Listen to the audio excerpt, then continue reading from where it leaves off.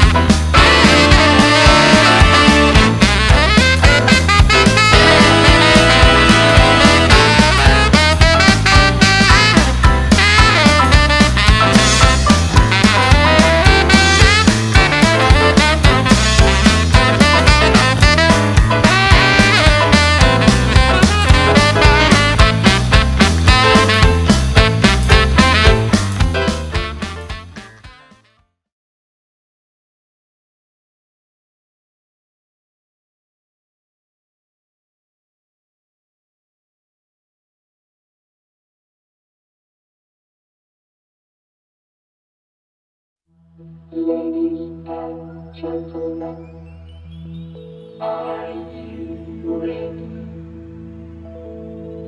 It's just coming your way.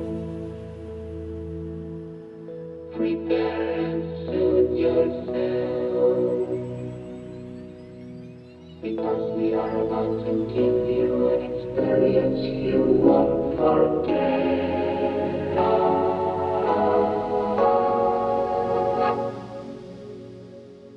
Please welcome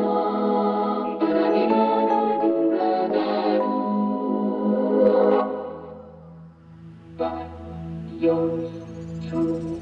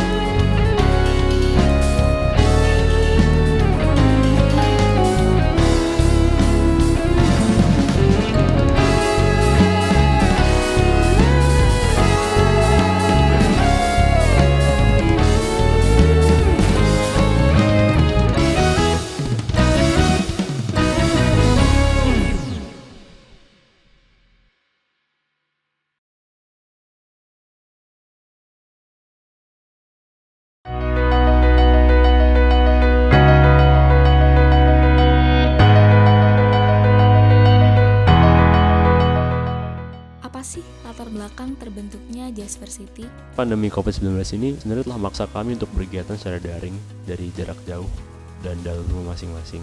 Suatu hari muncul ide pengen bikin cover ceritanya. Nah, tapi suatu hari kemudian tercetus lagi ide, kenapa kita nggak bikin sesuatu yang lebih? Kenapa nggak bikin sesuatu yang berdampak dan bisa disaksikan sama banyak orang? Akhirnya kita mencetuskan ide untuk kenapa kita nggak kerjasama buat kolaborasi, yaitu bikin konser online mahasiswa pertama di Indonesia. Apa arti Jazzversity itu sendiri? Ada alasan-alasan tertentu sih kenapa kami milih nama Jazzversity. Yang pertama tentunya jazz. Nah, itu adalah genre musik yang digeluti oleh dua komunitas ini. Kami merasa bahwa jazz ini sebuah vehicle yang tepat gitu buat mengekspresikan berbagai karya dalam bermusik terutama. Jazzversity itu sebenarnya berasal dari dua frasa, yaitu ada Jazz University, lalu ada Jazz Diversity, di mana artinya yaitu adalah sebuah kolaborasi dari dua universitas yang punya komunitas musik, terutama di jazz. Itu sebagai wadah kita untuk mengapresiasikan musik kita. Hambatan apa nih yang ditemuin?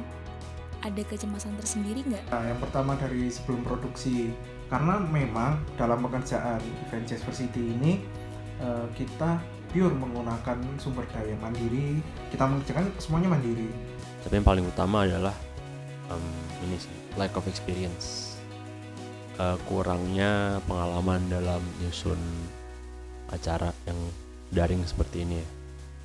Karena banyak dari kami harus belajar banget dari nol, mulai dari recording di DAW, kemudian juga cara take audio dan video dan benar, bagaimana cara kita memproses segala input yang udah dibikin jadi hasil akhir yang bisa ditayangkan seperti ini. Itu sesuatu yang beberapa dari kami merasa ini pengalaman pertama gitulah.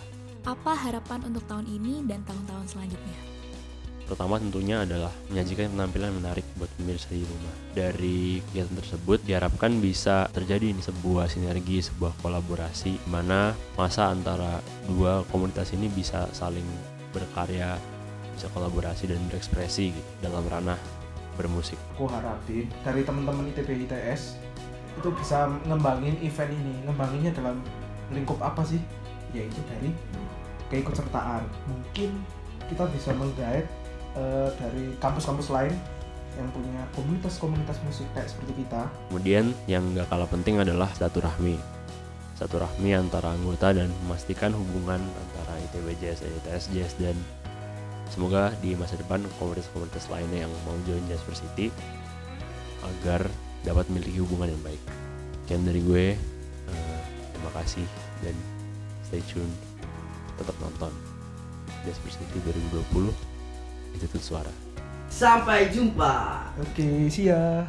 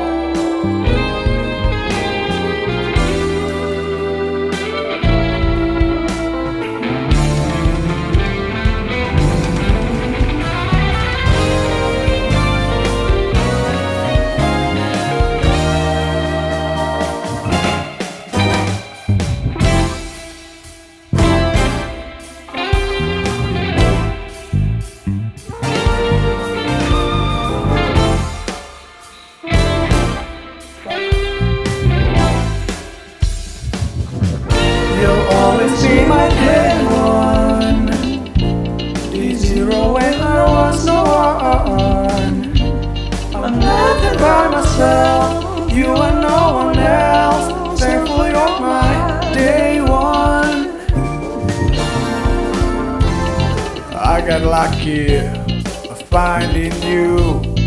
I won't be the day that I came across you. Cause when you're with me, I don't feel blue. Not a day goes by that I will not wish you. Everybody wants love. It's easy when you you try hard enough. You'll always be my day one, day zero when I was no one. I'm nothing by myself, you and no one else. Thankful you're my day one. When I first met you, it just felt right. It's like I made a copy of myself then. I don't believe in fate as such. We were meant to be together, that's much. Everybody wants true love. It's not that if you look hard enough, you'll always be my day one, day zero when I was not. I'm nothing by myself, you and no one else. Thankful you're my day one. Hour by hour, minute by minute, I got my love for you and you know it. I will never leave you on your own. I just want you to know You'll always be my day one, day zero when I was no one. I'm Nothing by myself, you and no one else. Thankful you're my day one. You'll always be my day one, day zero when I was no one. I'm nothing by myself, you and no one else. Thankful you're my day one. Thankful you're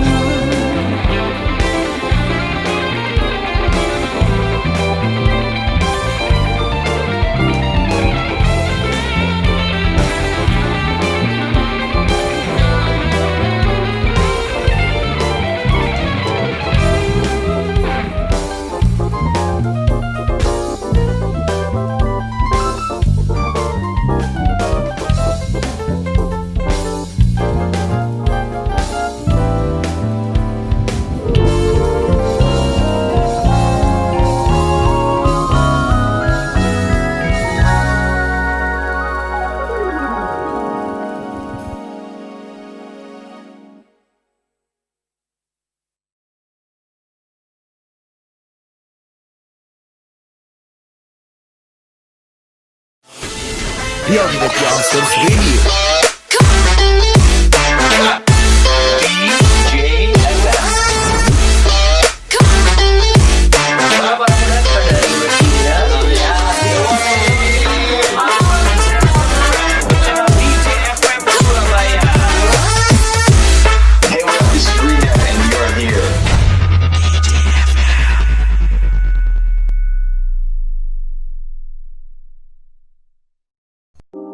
Just for City, Institut Suara, collaborate with Aksi Cepat Tanggap, supported by Event Campus, share event apa aja, informasi event banget, info pensi, info Surabaya, Radio Kampus ITB, 8EH Radio ITB, 3 Film Mahasiswa ITB, TB Hits, ITS TV, ITS Social Media, and also DJFM. Revolution. Iya.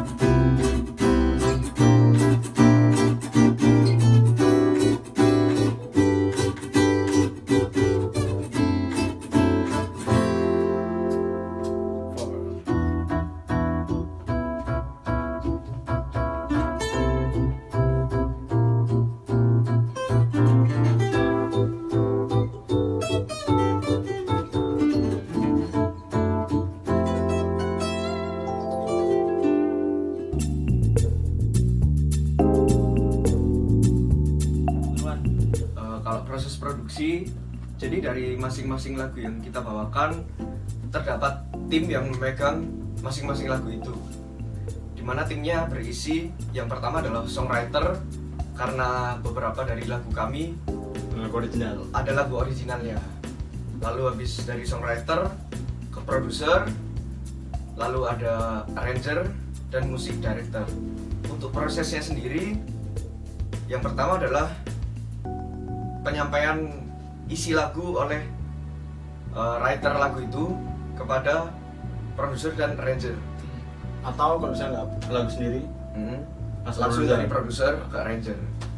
Lalu arranger membuat kerangka aransemen yang akan dibawakan. Lalu setelah kerangka aransemen jadi, arranger mengirimkan ke player-player yang bermain di dalam lagu itu. biasanya diajak meeting dulu ya? Biasanya diajak meeting dulu via Zoom atau Google Meet untuk menjelaskan part-part lagu yang harus diisi itu bagaimana. Review lah ya, review secara keseluruhan. Untuk kepikiran caranya sih enggak, karena menurut kami ini sudah merupakan cara yang paling efektif dan efisien, mengingat kita harus WFH kan semuanya. Berat. Gimana? Pertanyaan berat. Ya, Perasaan yang pertama ya seneng sih, karena di tengah pandemi ini kita dapat kegiatan dan yang bermanfaat. bisa berkarya, ada wadah buat berkarya. Dua, ada sedihnya. Soalnya ya pasti dalam prosesnya ada naik turunnya. Ya, ada. Terus ada capeknya. Aku cukup happy dan cukup excited karena secara pribadi ini merupakan project pertamaku yang besar buat konser virtual, apalagi kan virtual, jadi aku nggak pernah buat virtual, dan melibatkan dua komunitas besar di Indonesia, yaitu ITS Jazz dan ITB Jazz.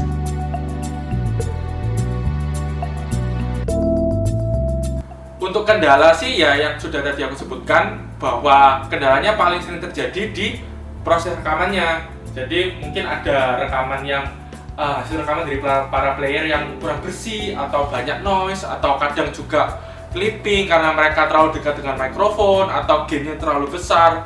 Itu juga sering terjadi. Juga selain itu mungkin untuk masalah pengumpulan, jadi ya mungkin ada yang telat sedikit. Nah itu juga kan bisa menghambat proses selanjutnya. Ada sih.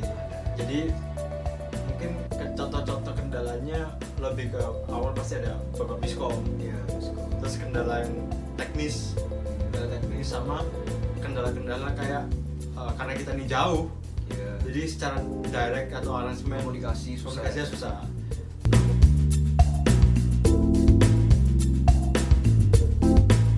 Untuk output yang sesuai diharapkan sih, aku pribadi, aku meminta arranger untuk setiap hasil rekaman yang sudah mereka rekam itu dikonsultasikan atau dikirimkan ke aku dulu gitu. Jadi aku sama arranger akan diskusi dulu nih, mungkin player apa yang perlu record ulang, atau record di mana yang maksudnya kurang bersih atau kurang memenuhi standar untuk ditampilkan. Jadi sehingga kalau itu kurang, kami bisa meminta setiap player untuk merecord atau juga ya pokoknya direkam ulang itu.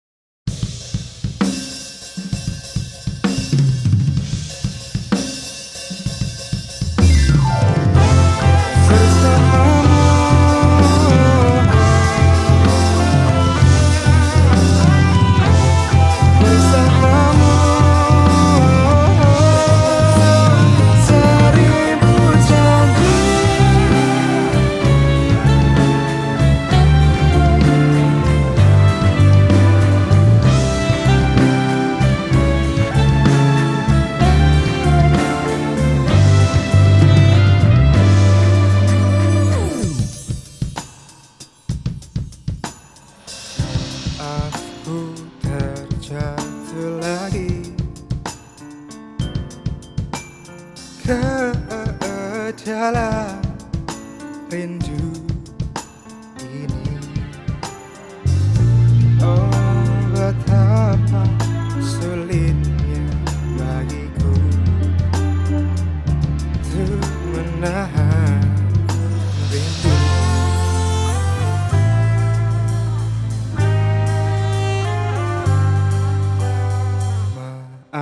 Aku terjebak lagi di dalam perasaan ini, hey. Oh, betapa sulitnya bagiku untuk menahan rindu. Aku memilih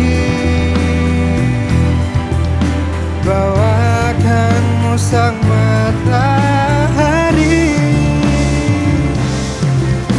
daripada ku harus menahan rinduku padamu. Bersamamu yang aku mau, bersamamu yang aku rindu. Bersamamu yang aku mau, bersamamu yang aku rindu.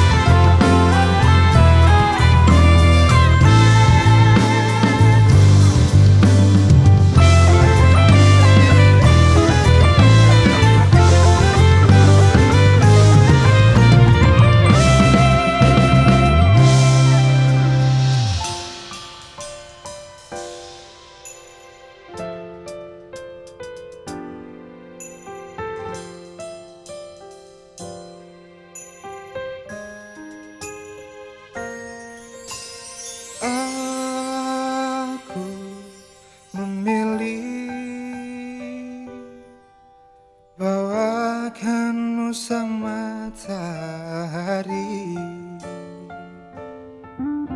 daripada ku harus menahan rinduku padamu.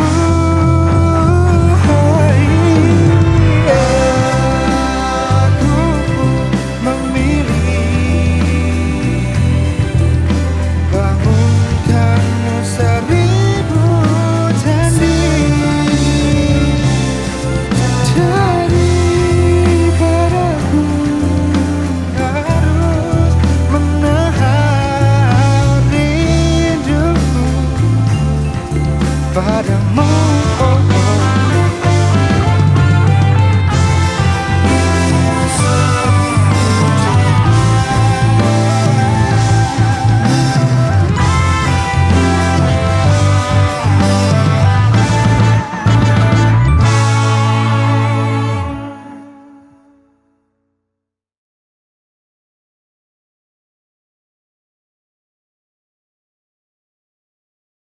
Halo semua, nama gue Arik Wista. Gue sebagai arranger lagu Collapse, ITB Jazz X ITS Jazz. Gue ITB Jazz angkatan 2017. Ya, saya Nawaf dari ITS Jazz angkatan 18. Kalau menurutku dibagi jadi 3 ya.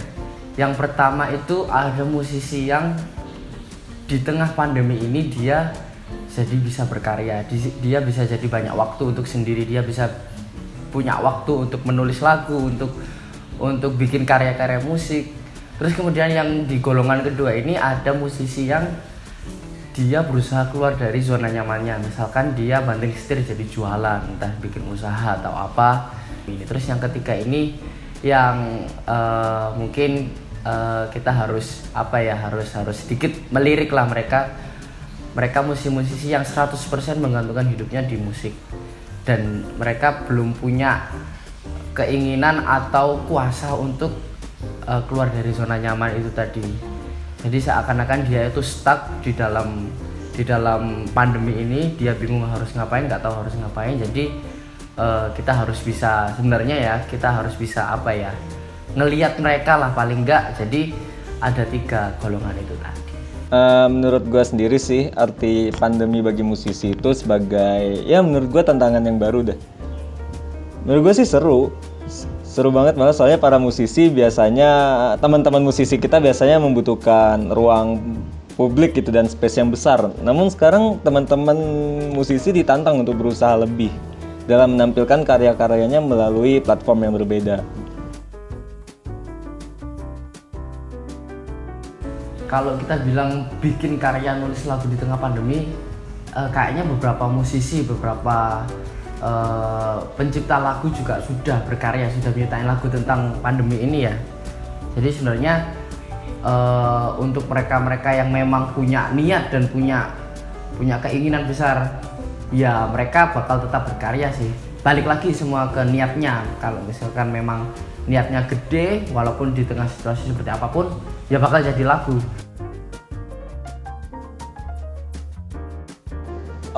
Sisi positif menurut gua sih cukup banyak ya.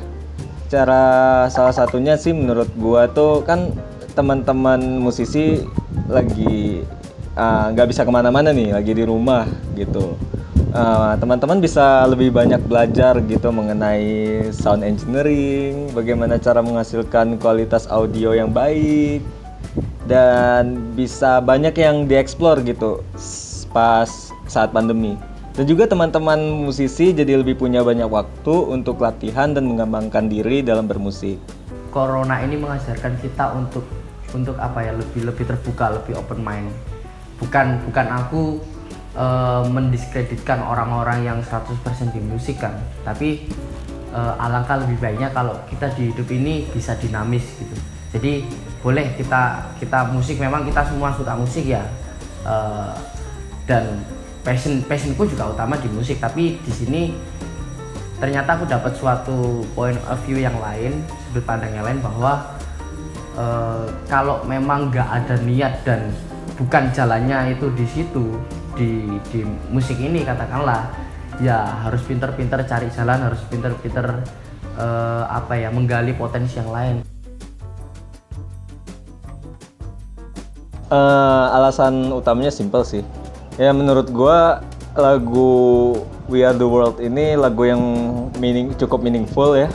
Cukup punya banyak makna yang mewakili kondisi saat ini, mana orang-orang lagi mengalami kesusahan gitu. Jadi untuk mengemphasize orang-orang untuk start giving gitu, untuk saling memberi satu sama lain. Gak cuman memberi materi atau uang, bahkan kita bisa mempersembahkan karya kita buat bangsa, dan masih banyak lagi sih. Jasversity, Institut Suara, collaborate with Aksi Cepat Tanggap, supported by Event Campus, share event apa aja, informasi event banget, info pensi, info Surabaya, Radio Kampus ITB, 8EH Radio ITB, Liga Film Mahasiswa ITB, TB Hits, ITS TV, ITS Social Media, and also DJFM.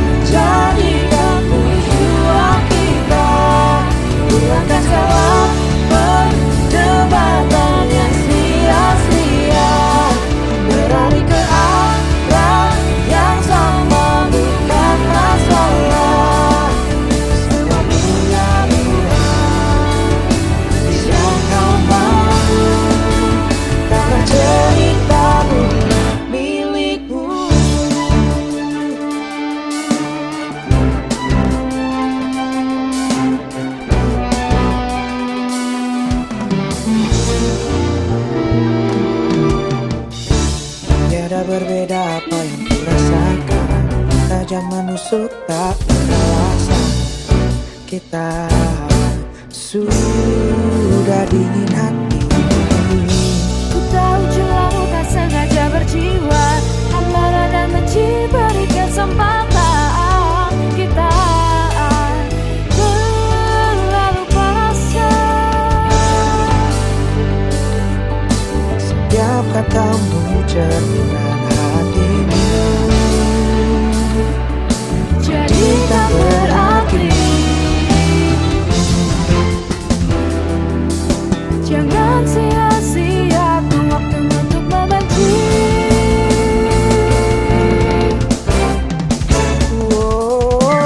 Satu jadikan tujuan kita, hilangkan segala perdebatan yang sia-sia. berlari ke arah yang sama bukan masalah. Semua punya ruang tulis yang kau mau, Karena ceritamu milikmu. Semua rasa kau punya. takkan membatasi.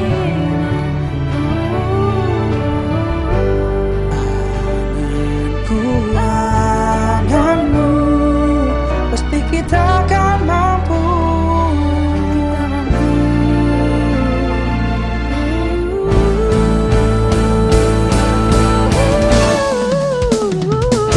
Oh, satu jadikan tujuan kita, hilangkan segala perdebatan yang berlari ke arah yang sama bukan masalah. Semua punya ruang tulis yang kau mau, Karena ceritamu milikmu.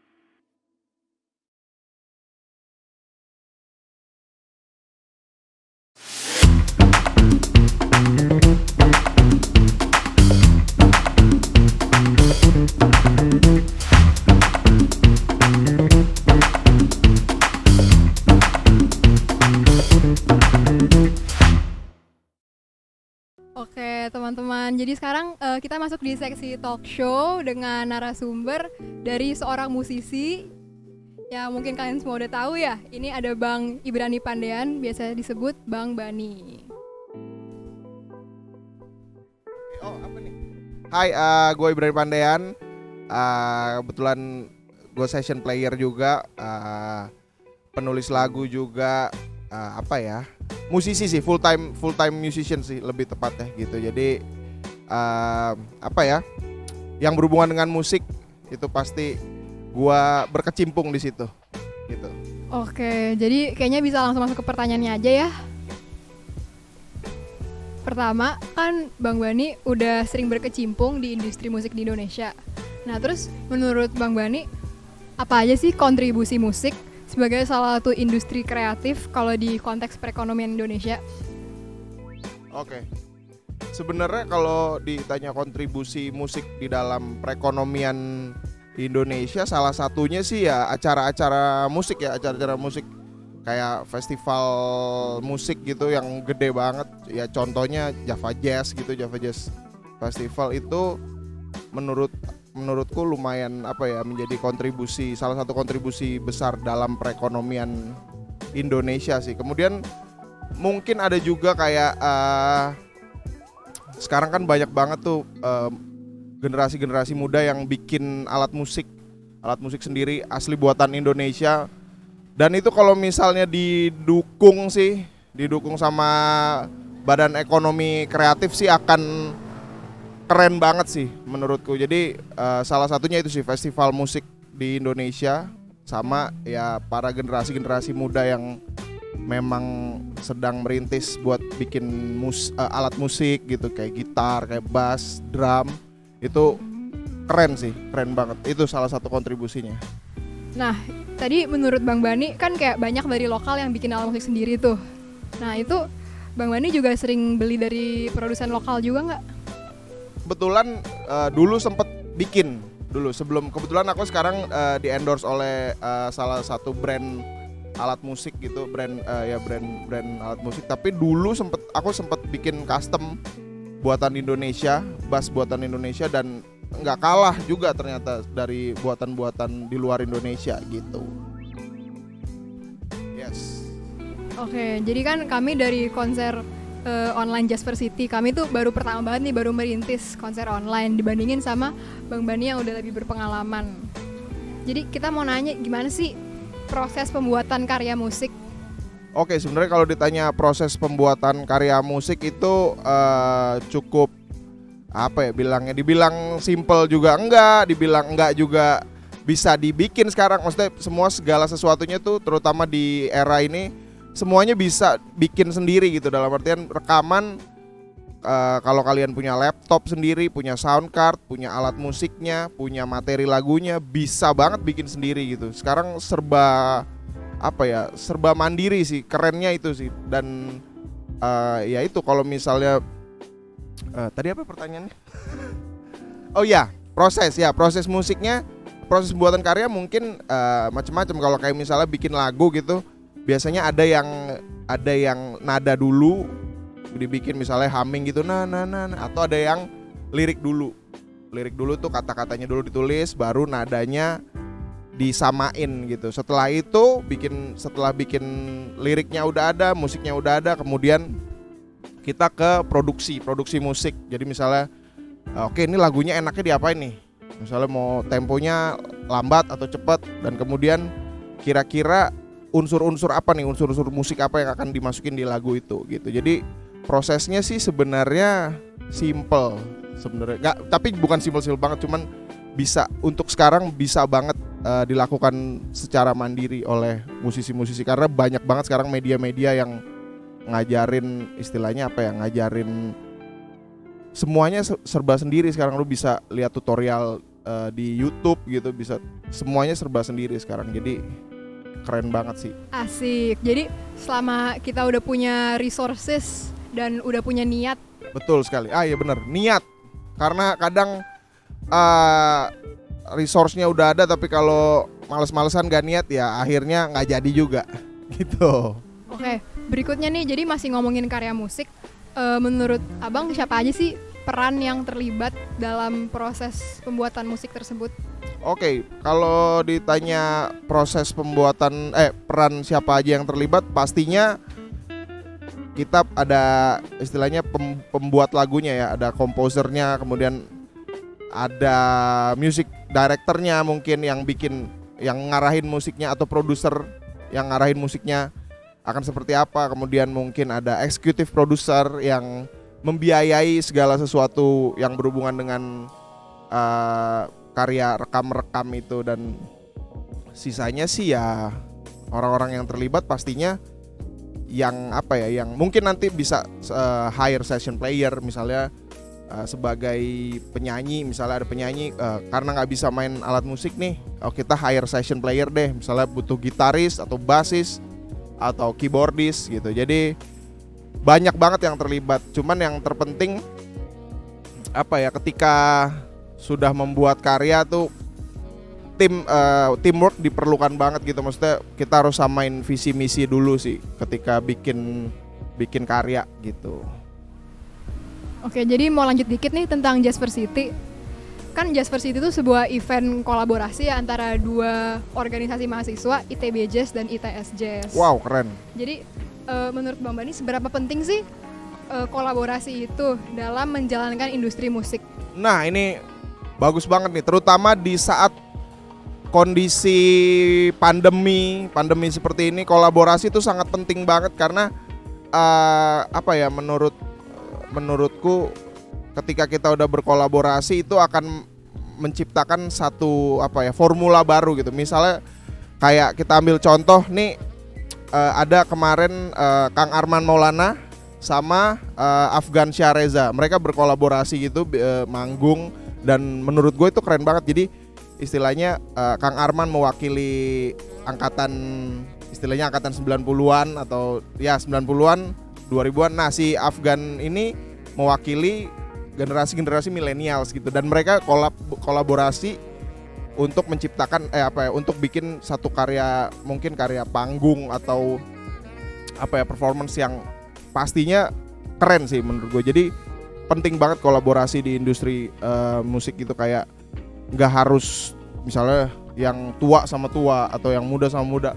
Kalau bisa segala umur sih, karena nanti ketika kita udah berkolaborasi dijamin pasti ada kayak semacam semangat baru gitu. Ketika kita bikin kolaborasi nanti akan ada semangat baru. Jadi penting banget kolaborasi di industri musik sekarang gitu. Oh, jadi saking pentingnya sampai kolaborasi itu harus lintas generasi gitu ya? Betul, saya setuju banget. Gue setuju banget ya. Jadi ya bingung tadi saya, aku, gua, gini nih.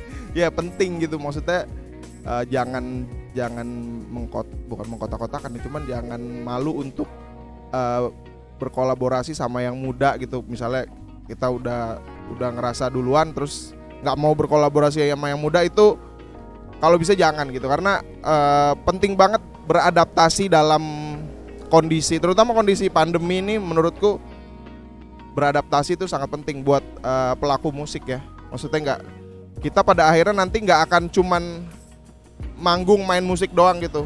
Nanti kita motor berisik nih. Nanti kita akan pikirin nggak cuman manggungnya, visualnya, videonya, bikin videonya kira-kira mau seperti apa ya. Pada akhirnya nanti akan kayak gitu loh. Jadi mesti pinter beradaptasi sih gitu. Ya, jadi masih ngelanjutin yang kolaborasi barusan. Menurut Bang Bani, apa aja sih yang mesti dipertimbangkan ketika kita tuh lagi milih pihak lain buat berkolaborasi? Jadi gimana cara nge-approach pihak tersebut biar mereka tuh mau diajak kolaborasi?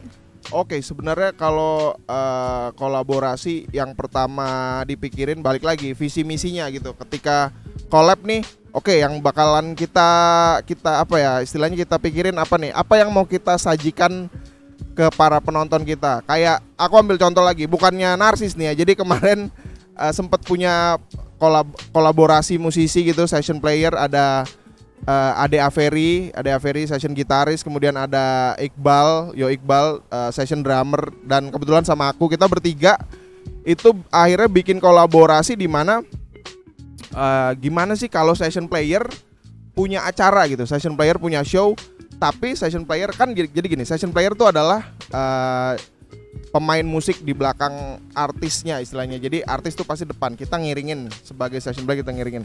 Nah, gimana caranya kita sebagai session player justru ada di depan. Jadi gimana cara kita bisa ngajak artis buat berkolaborasi gitu, penyanyi-penyanyi yang udah terkenal buat berkolaborasi dan menjadi satu tontonan yang menarik akhirnya. Jadi yang pertama dipikirin sih kalau misalnya berkolaborasi adalah ya visi misinya harus sama. Maksudnya apa yang akan kita tampilkan, apa yang akan kita tawarkan ke para penonton atau pendengar gitu. Dan kalau misalnya cara nge-approach-nya sebenarnya sekarang kan banyak banget ya. Maksudnya sosial media tuh adalah cara termudah kita buat meng-approach seseorang gitu. Maksudnya kayak kita bisa melalui komen mungkin, atau biasanya di sosmed juga udah ada contact person-nya gitu, ada atau direct message. Itu cara nge-approach-nya sebenarnya banyak sekali yang bisa dilakukan, email mungkin.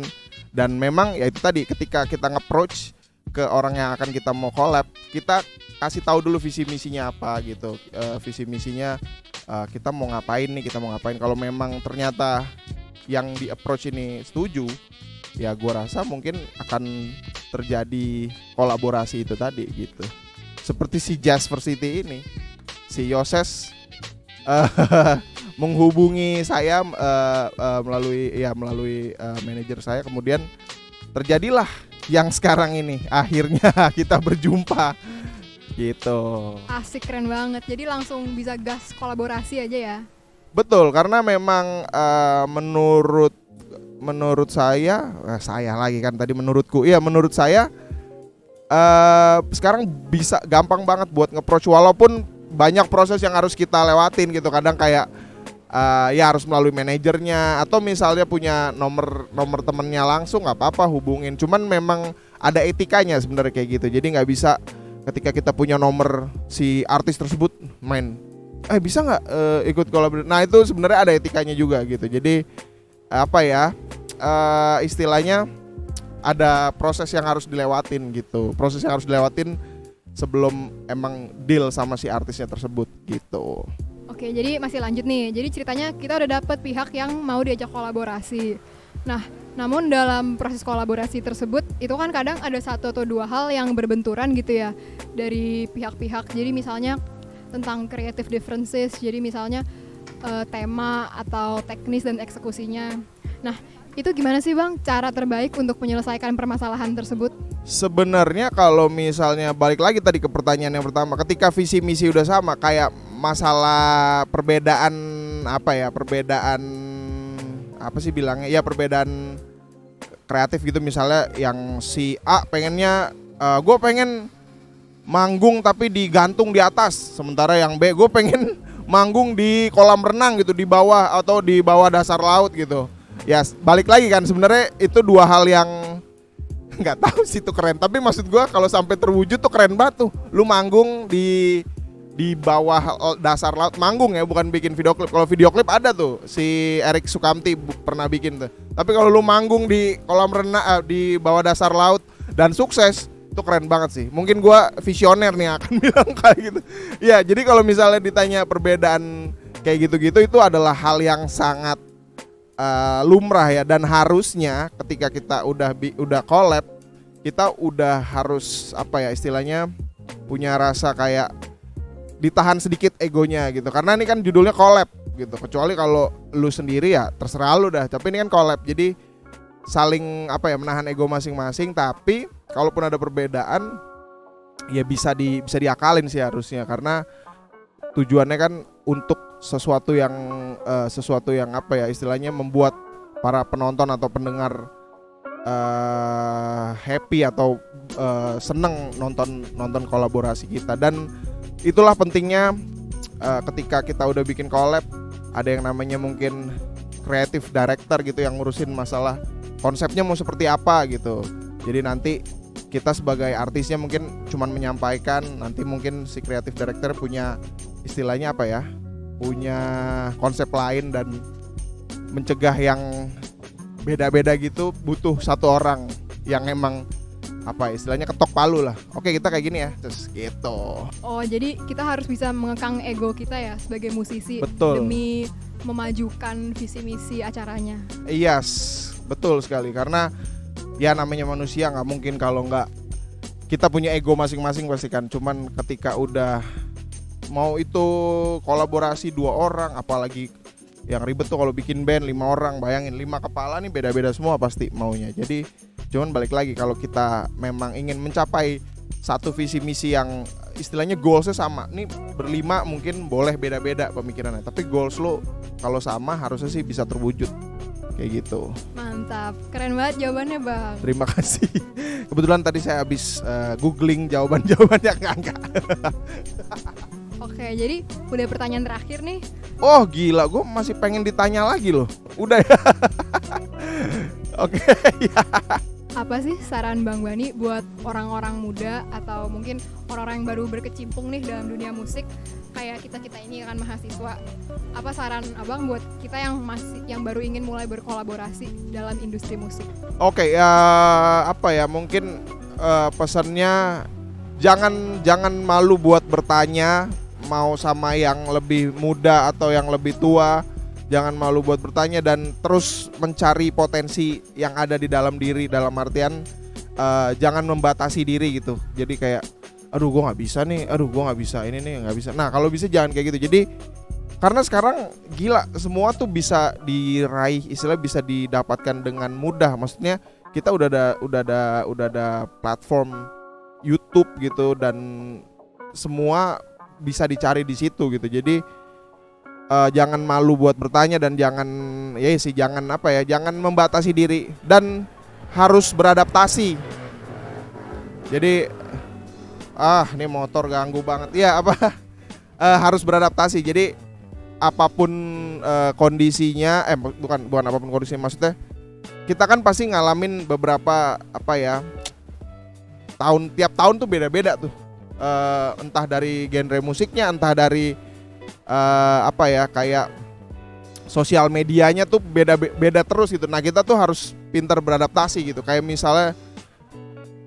misalnya nih, gue sebagai musisi tadinya males banget ngeliat TikTok, apaan sih nih TikTok gitu. Cuman akhirnya gue penasaran sama TikTok. Ternyata TikTok itu isinya informatif banget. Jadi cuman emang yang kelihatan yang joget-joget ya kan, tapi sebenarnya lu kalau download TikTok gitu, ini bukan promosi, cuman ya intinya harus pintar beradaptasi gitu. Jadi lu lihat, apa nih yang bisa kita gunain TikTok sebagai sosial media, kita mau ngapain di sini gitu. Jadi menurut gue bukan harus sih, cuman kalau boleh bisa beradaptasi bagus banget gitu.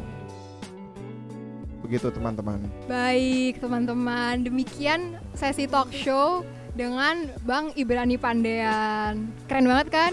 Nah oke, sekarang kita langsung lanjut aja yuk ke penampilan berikutnya.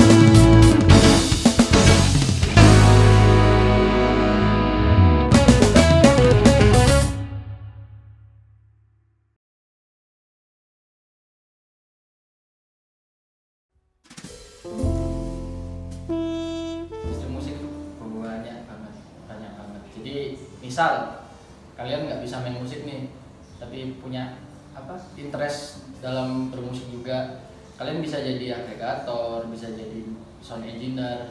Jadi akhir-akhir ini industri musik itu bukan hanya kayak upload digital gitu-gitu. Jadi industri musik ini benar-benar luas banget sekarang.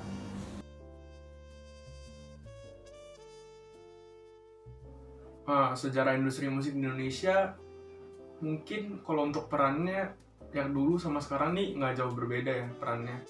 Namun secara teknisnya sih yang pasti kerasa banget. Kalau dulu kan semuanya serba analog, lebih mementingkan pendekatan real gitu secara orang ke orang.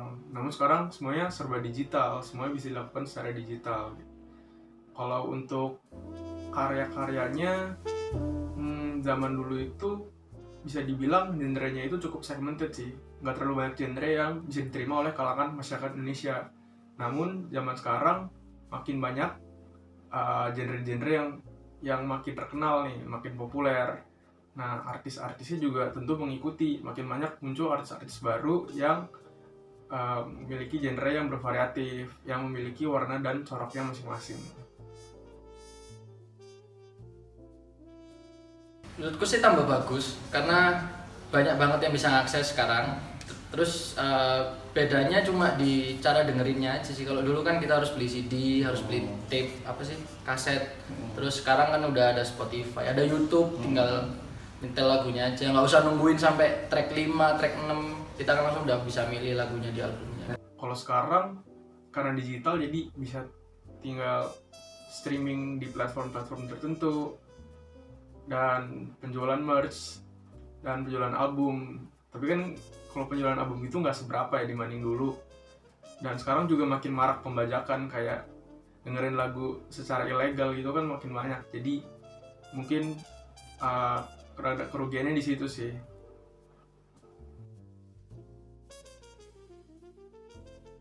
Saya nggak terlalu pinter ya masalah regulasi gini-gini. Cuma dari pengalaman saya sih, sebenarnya kayak gitu tuh gampang. Bukan gampang sih, maksudnya etikanya itu udah harusnya ada gitu loh. Kayak misal kita mau ngover lagu orang, itu ya paling bener minimal ya izin dulu ke orangnya.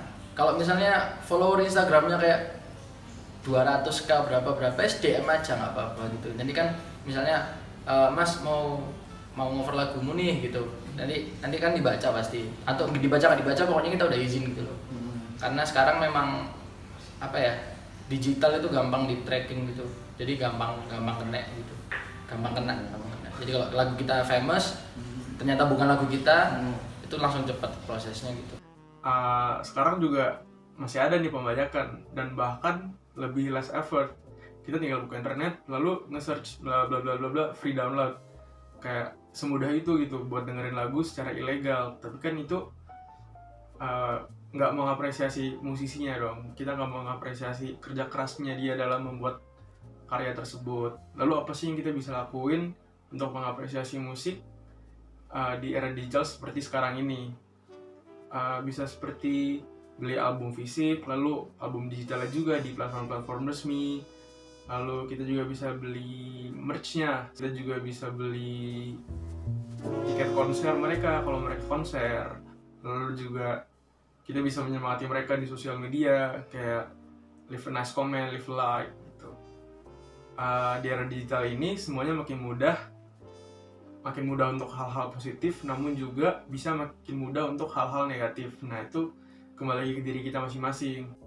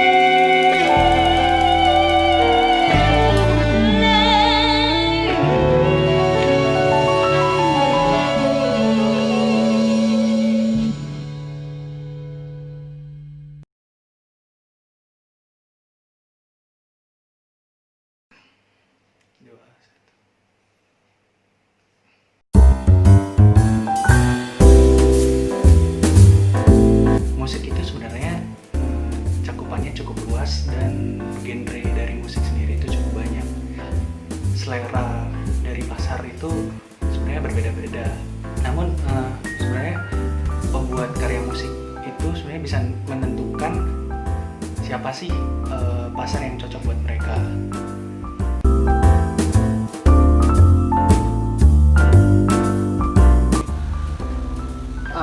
Ini berarti bicara soal musisi yang membuat karya di masa pandemi ini ya? Istilahnya seperti kampanye lah. Oke. Jadi sebenarnya kalau bicara masalah menyuarakan aspirasi atau dalam pandemi kayak gini ya, ini kalau saya bisa bilang ibaratnya kita sama-sama bersatu itu bisa disuarakan lewat musik sih. Dan kalau menurut saya apakah musik ini adalah wadah yang tepat untuk menyuarakan? Menurut saya tepat, karena kayak saya analogikan kayak gini aja sih. Beda kalau misalnya saya nyuruh orang misalnya lagi dalam masalah gitu, saya langsung bilang aja, kamu bangkit gitu, kamu bangkit, ayo kamu berdiri gitu. Pasti orangnya cuma kayak apa sih? Tapi kalau kita kemas dalam suatu musik, mungkin orang-orang itu akan dengarnya kayak, oh iya ternyata dari musik ini bisa membangkitkan aku.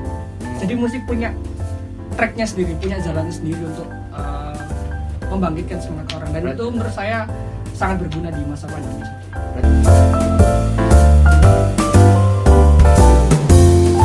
Kalau menurut saya concern beberapa orang saat ini di masa pandemi itu menganggap pandemi ini tuh sebagai suatu masalah, dan emang itu benar sebagai suatu masalah. Cuma poin saya di sini adalah ketika ada suatu permasalahan atau dalam tanda kutip ini pandemi ya, harusnya kita berpikir sebagai orang yang bukan melihat pandemi ini sebagai masalah, tapi gimana caranya supaya kita bisa keluar dari situ.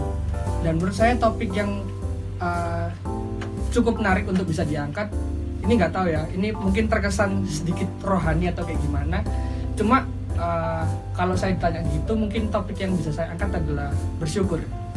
Karena dalam situasi apapun yang namanya bersyukur ya bersyukur aja. Maksudnya mungkin orang ada saatnya bahagia, orang ada saatnya sedih.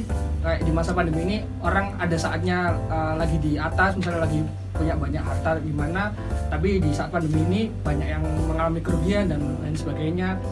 Dan menurut saya topik bersyukur ini adalah suatu topik yang cukup bisa diangkat, karena mengingat di kepercayaan yang diajarkan pada saya, bersyukur itu nggak melihat keadaan.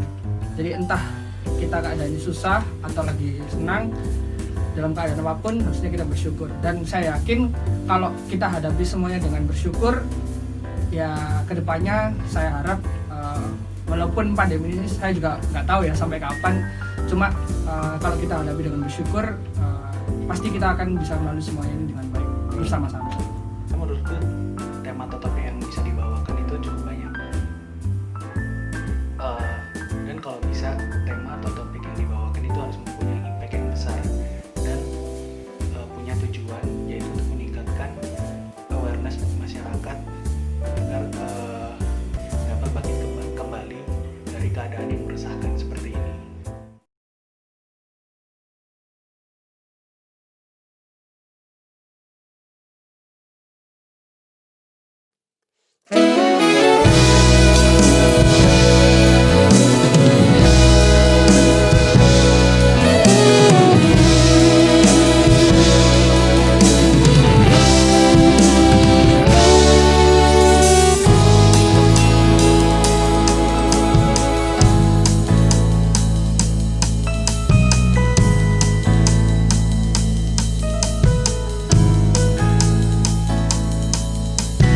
There comes a time when we heed a certain call, when the world must come together as one. There are people dying, oh, when it's time to lend a hand to life, the greatest gift of all. We can go over one, pretending day by day that someone somewhere will soon make a change. We will all a part of good will be found.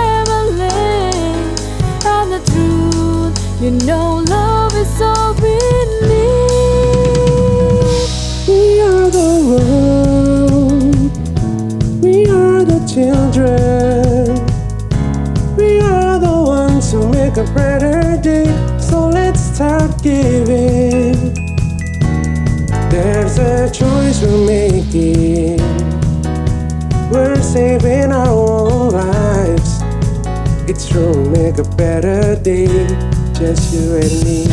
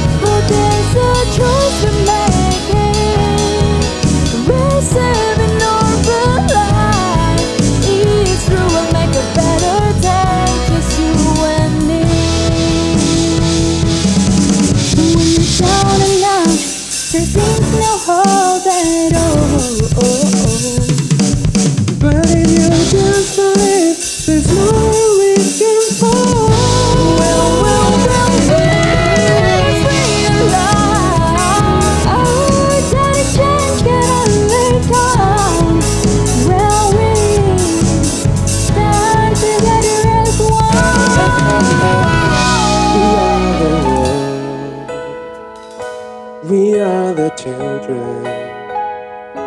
We are the world to make a brighter day, so let's start giving. There's a choice we're making. We're saving our own lives. It's true, we'll make a brighter day, just you and me.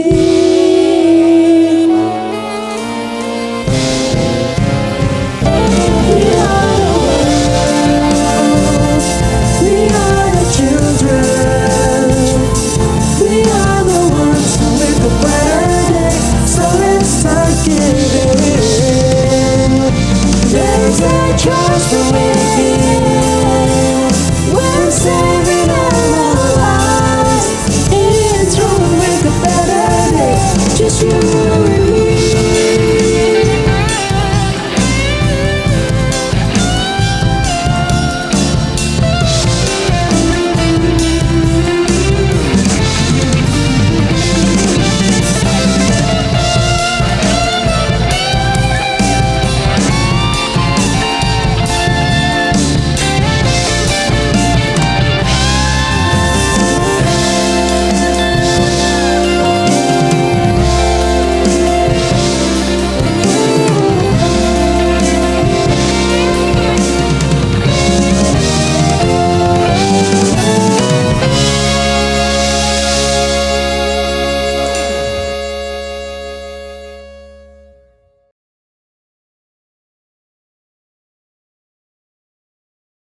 Just for City, Institut Suara, collaborate with Aksi Cepat Tanggap, supported by Event Kampus, share event apa aja, informasi event banget, info pensi, info Surabayans, Radio Kampus ITB, 8EH Radio ITB, Liga Film Mahasiswa ITB, ITB Hits, ITS TV, ITS Social Media, and also DJFM. Thank you for watching, see you on Just for City 2.0.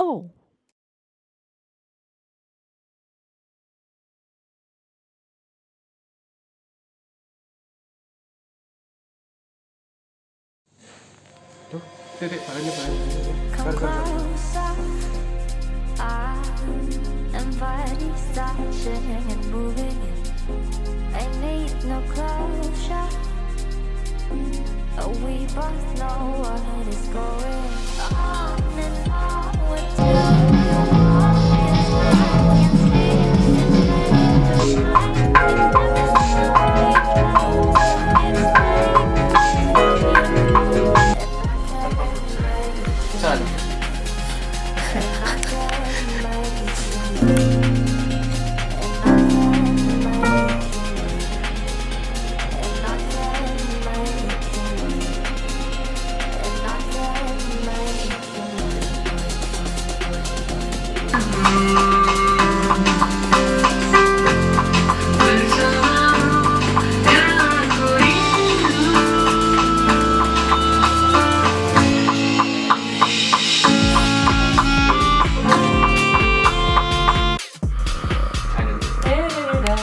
Itu season 1 deh, habis itu kok dipotong.